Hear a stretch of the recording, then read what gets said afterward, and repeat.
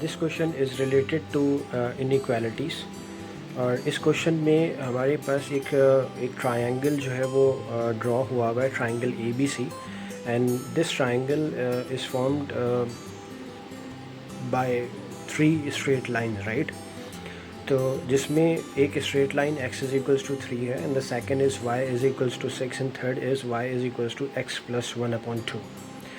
तो x is equals to 3 जो है वो डेफिनेटली इस ट्रायंगल की जो है वो लाइन AC है, और y इज़ इक्वल्स टू 6 जो है वो इस ट्रायंगल की लाइन CB है। And this equation y is equals to x plus 1/2,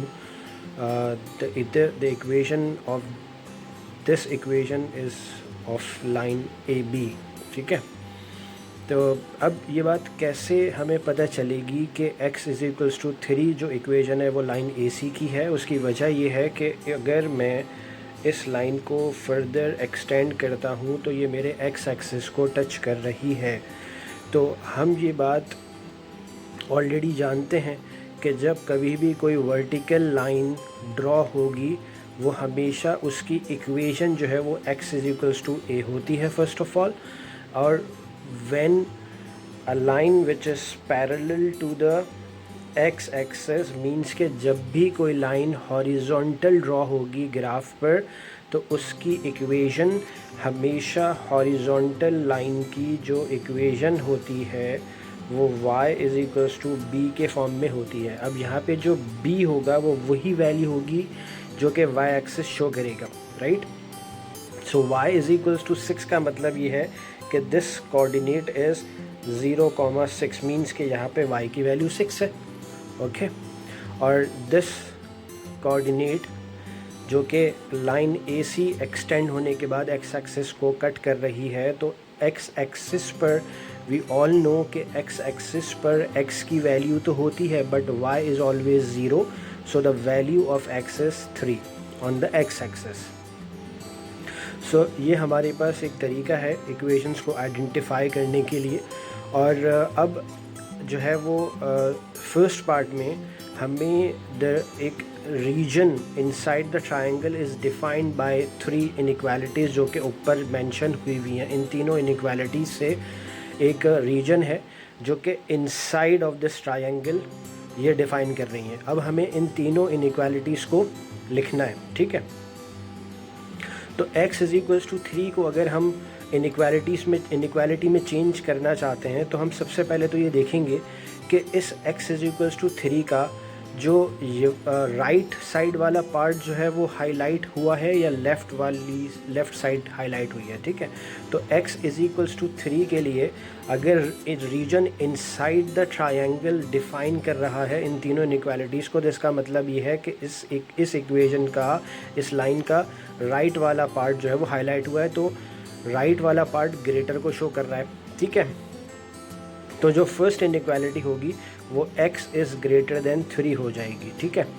अब हम इसमें greater than and equals to और less than and equals to की इनइक्वालिटीज़ को यूज़ नहीं करेंगे। उसकी वजह ये है कि यहाँ पे जो ये वर्ड यहाँ पे लिखा हुआ है the region inside the triangle, इसका मतलब ये है कि हमारे पास कोई भी ऐसी वैल्यू जो है वो सेटिस्फाई नहीं करेगी इनइक्वालिटीज़ को जो लाइन पे लाई कर रही होगी, ठीक है। तो लाइन पे जब भी कोई पॉइंट लाई करता है तो वो ग्रेटर देन इक्वल्स टू या less than an equals to को रिप्रेजेंट करता है। तो इनसाइड का मतलब है कि इसके अंदर अंदर रहते हुए हमें एक जो है वो रीजन को डिफ़ाइन कर रही हैं ये।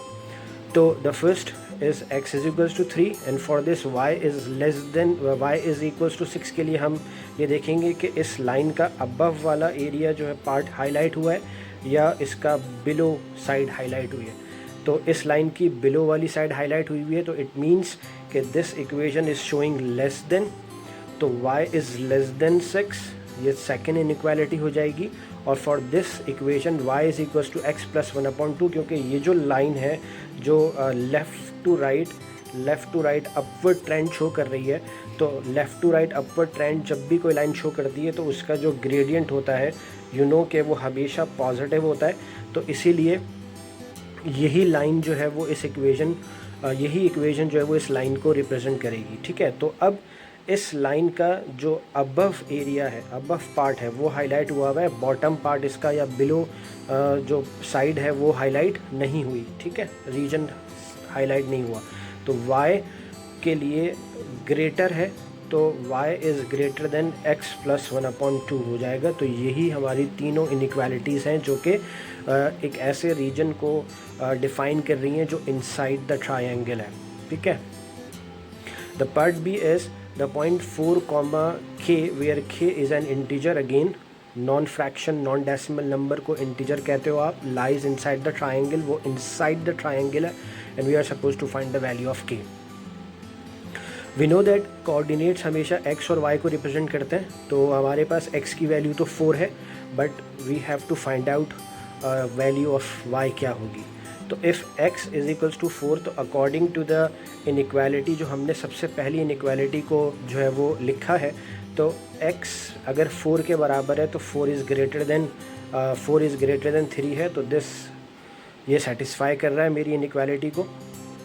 And the second is y is less than 6, means होता है कि मेरे पास वो तमाम वैल्यूज़ जो कि 6 से छोटी हैं, मीन्स के 5 हो गया, 4 हो गया, 3 हो गया, एंड सो ऑन, राइट। तो ये सारी की सारी वैल्यूज़ जो है वो मुझे इस इनइक्वालिटी को सेटिस्फाई करेंगी। तो if I substitute 5 is less than 6, तो इसका मतलब ये है कि ये भी सेटिस्फाई हो जाएगा। If I substitute 4 is less than 6, तो ये भी सेटिस्फाई कर रही होगी इस इनइक्वालिटी को। तो अगर मेरे पास x की वैल्यू जो है वो 4 है, और इफ़ आई सपोज़, मैं ये सपोज़ कर लेता हूँ फर्स्ट ऑफ़ ऑल कि y जो है वो मेरे पास 5 है, तो क्या ये y की जो वैल्यू 5 है इस इनइक्वालिटी को सेटिस्फाई करेगी, मुझे ये चीज़ देखनी है, ठीक है। तो y की जगह अगर मैं 5 रखता हूँ और इसको ग्रेटर देन x मेरे पास 4 है, एंड दैट इज़ 1/2, तो 5 इज़ ग्रेटर देन 4.5। तो 5 इज़ ग्रेटर देन 4.5, तो इसका मतलब ये है कि मेरे पास जो x है वो 4 + 1/2 के केस में जो है वो y की वैल्यू मेरे पास एक 4.5 भी आ रही है, ठीक है। तो y की वैल्यू अगर 4.5 है और y जो है वो लेस देन 6 है, ठीक है, क्योंकि अकॉर्डिंग टू दीज इनइक्वालिटीज़ अगर y जो है वो 6 से छोटा है और y जो है वो 4.5 वैल्यू अगर मेरे पास आती है, वो किस तरह से आएगी कि अगर मैं y is equals to x plus 1/2 की इस इक्वेशन में x की जगह पे 4 सब्सटीट्यूट करूं और हाफ उसमें ऐड करूं, तो y की वैल्यू मुझे 4.5 मिलेगी, ठीक है। तो y की वैल्यू अगर 4.5 है तो 4.5 तो मैं इसमें ले ही नहीं सकता, because we have to take all the integers values first of all, के हमारे लिए इंटीजर है, ठीक है।